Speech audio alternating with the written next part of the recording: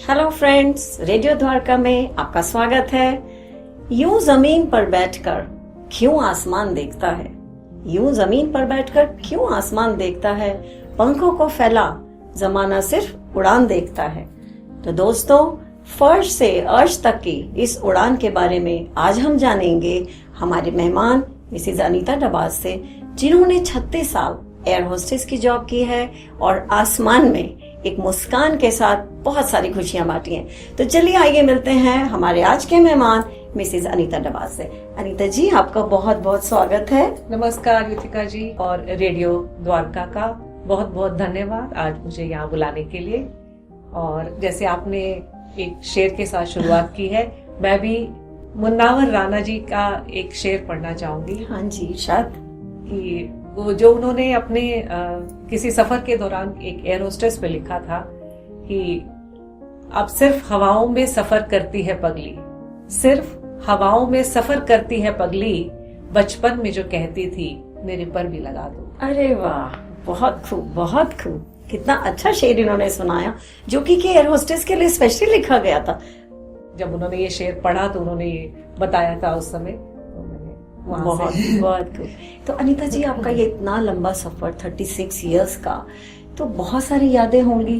तो कोई ऐसा वाकया है जो आपके दिल को एक मीठी छाप दिल पे छोड़ गया हो, क्या आप बताना चाहेंगी? देखिए, जीवन का ये वाला सफर बहुत लंबा रहा है और बहुत सारी खट्टी मीठी यादें हैं, पर आपके चैनल से शुरुआत में मैं उन सब का धन्यवाद करना चाहूंगी जिन्होंने मुझे इस लायक बनाया जो मैं आज आपके सामने यहाँ बैठी हूँ। मेरे पेरेंट्स जिन्होंने मुझे पढ़ाया लिखाया, मेरी जॉब लगी, मेरे इन लॉज, मेरी mother in law, father in law, मैं जॉइंट फैमिली में रही, तो मेरी जेठानियाँ, मेरी सिस्टर इन लॉ और स्पेशली मेरे हस्बैंड, उसके बाद मेरे बच्चे, मुझे सबने इतना सपोर्ट किया है कि मैं अपना इतना लंबा जो लाइफ स्पैन है जॉब में कंप्लीट कर पाई। और रेडियो द्वारका के चैनल के माध्यम से उन सब का तहे दिल से धन्यवाद करना चाहती हूँ। मुझे ये मौका मिला है कि मैं आज उनका शुक्रिया अदा कर सकूँ। अरे, that's very very nice of you, thank you so much. जैसे आपने बताया 36 साल आपने जॉब की, हवाओं में उड़ती रही आप और मुस्कुराहट अपनी बखेरती रही, क्योंकि हमको पता है एयर होस्टेस की जॉब काफी मेहनत वाली होती है। ठीक है, लगता है बहुत लेविश है, लेकिन होती है मेहनत वाली।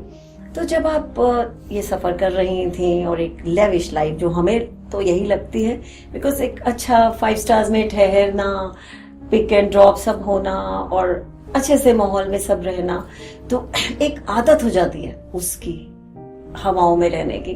तो क्या आपने, लेकिन वो तो पे नहीं करना पड़ता आपको क्योंकि आपका जॉब का पार्ट था, तो क्या तब आपने कभी सोचा था कि रिटायरमेंट के बाद अब तो एयर फेयर खुद ही भरना पड़ेगा तो उसके लिए पैसा चाहिए, काफी सारे फाइनेंसेस, तो क्या आपने कुछ प्लान किया था कि सोचा था कि रिटायरमेंट के बाद मैं ये सब कुछ कैसे करूंगी? देखिए, नौकरी कोई भी करता है तो उसको ये पता होता है कि एक दिन शुरुआत होगी तो एक दिन आपका रिटायरमेंट का दिन भी आएगा, और सभी लोग उसके लिए प्लानिंग करते हैं और करनी भी चाहिए। फाइनेंशियल प्लानिंग बहुत ज्यादा इम्पोर्टेंट है। आप कई तरह की स्कीम्स हैं आजकल, कोई भी तरह की स्कीम आप लेके एक रिकरिंग आपका इनकम जो है वो आप जरूर बना के रखिए।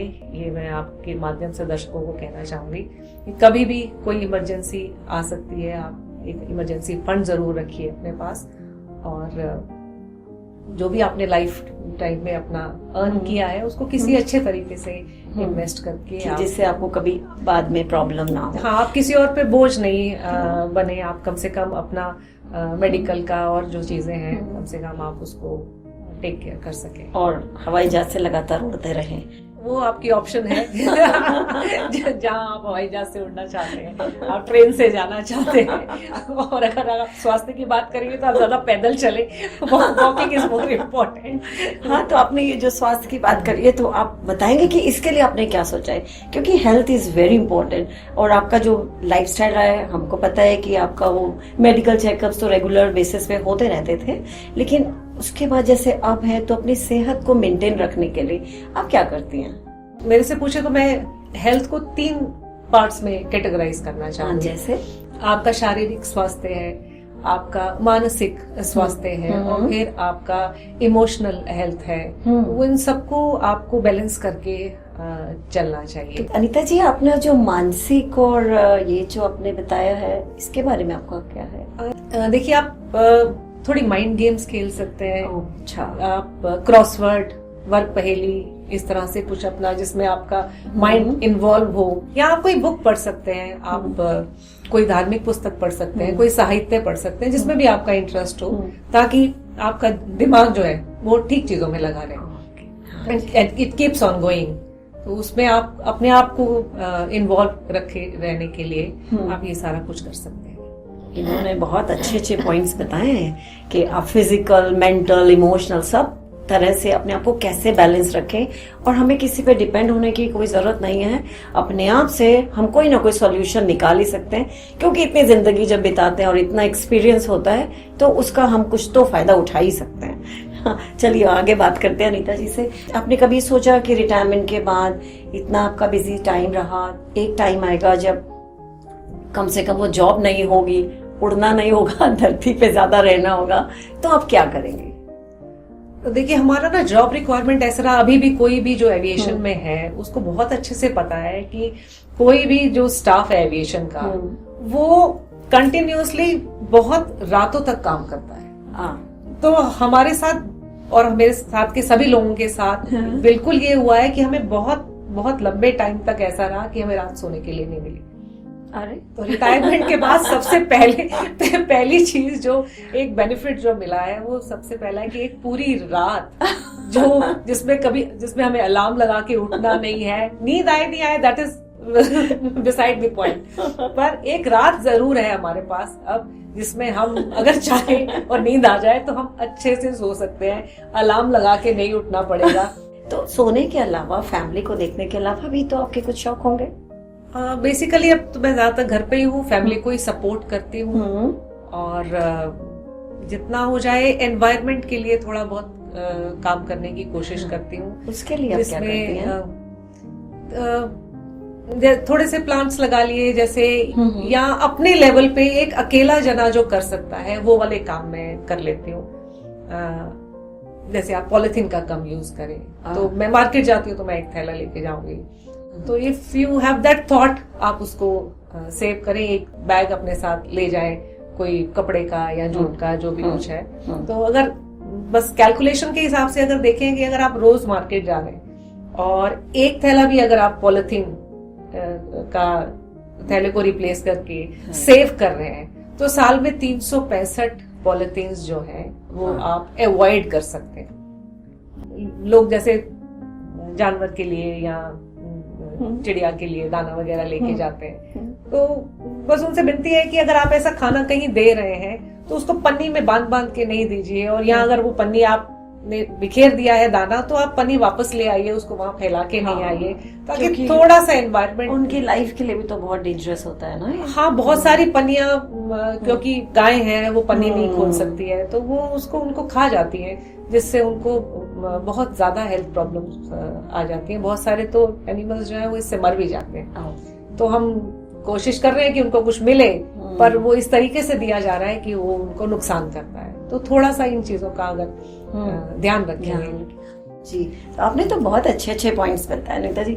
तो ये तो आपने अपने फाइनेंसेस को भी हमेशा से सोच के रखा कि एक अच्छी सी लाइफ के बाद, रिटायरमेंट के बाद, जब उतनी सैलरी नहीं होगी, लेकिन हाँ शौक तो वही होंगे आसमान में उड़ने वाले, तो उनको कैसे बैलेंस करेंगी, हेल्थ को कैसे रखेंगी आप, और आप एनवायरनमेंट के लिए भी इतना सब कुछ कर रही हैं, ये सब कुछ, और रिटायरमेंट के बाद आपने बहुत सब चीज़ों को भी किया हुआ है प्लान। इसके साथ कोई और भी तो आपका शौक होगा, ये तो आप समाज के लिए हमेशा से करती आई हैं एक मुस्कान के साथ, वो अभी भी आप कंटिन्यू कर रहे हैं, पर कुछ ऐसा जो आपको वाव मोमेंट देता हो, जो आप अपने लिए करती हूँ? हाँ, कभी कभी मैं लिखती हूँ थोड़ा सा। अरे वाह, तो कुछ सुनाइए ना अपना लिखा हुआ। जी बिल्कुल। तो ये कविता इसी टॉपिक पे है, रिटायरमेंट। इरशाद। तो कविता का शीर्षक है दूसरी पारी। चाहे बोलो दूसरी पारी, चाहे बोलो नई शुरुआत, चाहे बोलो दूसरी पारी, चाहे बोलो नई शुरुआत, पूरा पूरा सच तो यही है, हम हो चले हैं उम्र दराज। अरे वाह, दांत कुछ कुछ हिलने लगे हैं, दांत कुछ कुछ हिलने लगे हैं, बाल रंग बदलने लगे हैं, कमर कंधे दुखने लगे हैं और घुटने भी लचकने लगे हैं। जिन नैनों में काजल होता था, जिन नैनों में काजल होता था उन पे चश्मे चढ़ने लगे हैं। जिन नैनों में काजल होता था उस पे चश्मे चढ़ने लगे हैं और सुई में धागा कैसे डालें मुश्किलों में घिरने लगे हैं। जिन्हें सिखाया जिन्हें संभाला, जिन्हें सिखाया जिन्हें संभाला, लगाकर अपना सारा ध्यान उन्हीं बच्चों के आगे अब हथियार से डलने लगे हैं। वाह। नया दौर है, नया दौर है नई रवानी, नया दौर है नई रवानी, अपनी थोड़ी सोच पुरानी, समझदार नई पीढ़ी हो गई, हम हो गए हैं पीढ़ी पुरानी। न समय रुका है न कभी रुकेगा, न समय रुका है न कभी रुकेगा, चलता रहेगा अपनी चाल। न समय रुका है न कभी रुकेगा, चलता रहेगा अपनी चाल। अब शरीर संभाले दिल दिमाग संभाले, अब अपना शरीर संभाले दिल दिमाग संभाले और सोच विचार के करे सारे काम। शरीर संभाले दिमाग संभाले और सोच विचार के करे सारे काम। एक मिला है जीवन सबको, एक मिला है जीवन सबको, पूरे कर ले सारे अरमान। एक मिला है जीवन सबको, पूरे कर ले सारे अरमान। साथ मिला है जिन जिन का भी, साथ मिला है जिन जिन का भी, सबका दिल से धन्यवाद। अरे वाह, साथ मिला है जिन जिन सबका, बहुत सबको दिल से धन्यवाद। बहुत खूब। जीवन जीना एक कला है, जीवन जीना एक कला है और अच्छा स्वास्थ्य ही है वरदान। जीवन जीना एक कला है, अच्छा स्वास्थ्य है वरदान।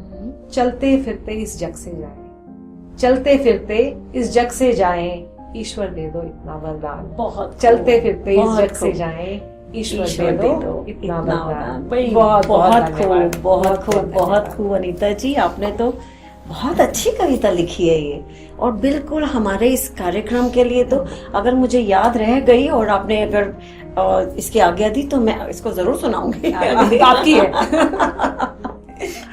तो दर्शकों, आपने देखा कितनी कितनी खूबसूरती से इन्होंने एक रिटायरमेंट की बाद की जो लाइफ है उसको कितनी खूबसूरती से लिखा है और उससे ज्यादा खूबसूरती से सुनाया है। तो अनीता जी, आपका बहुत बहुत धन्यवाद। इसके साथ अगर आप कुछ भी कहना चाहें हमारे दर्शकों को तो प्लीज आप कह सकते हैं। मैं बस यही कहना चाहूंगी कि ये जीवन प्रभु ने दिया, ईश्वर का धन्यवाद। जितने भी लोगों ने आज तक और आगे भी साथ देते रहेंगे उन सबका तहे दिल से धन्यवाद आपके चैनल से, और आपने आज यहाँ बुलाया उसके लिए बहुत धन्यवाद। Thank you so much. तो दर्शकों, आपने देखा, घर हो या आसमान, एक महिला आदर सत्कार में सबसे आगे रहते हैं। कितने खूबसूरत शब्दों में अनीता जी ने आज इस कविता द्वारा सब कुछ समझाया और कितनी अच्छी अच्छी बातें हमारे साथ शेयर करी। तो दर्शकों, आपके साथ मैं एक बात और साझा करना चाहूंगी। आपका बहुत बहुत धन्यवाद, क्योंकि हमारे को लगातार आपके कमेंट्स मिल रहे हैं जो कि हमारा हौसला बढ़ा रहे हैं। तो आपके कमेंट्स की हमेशा इंतजार रहेगी। रेडियो द्वारका में आपका स्वागत है। धन्यवाद, फिर मिलेंगे।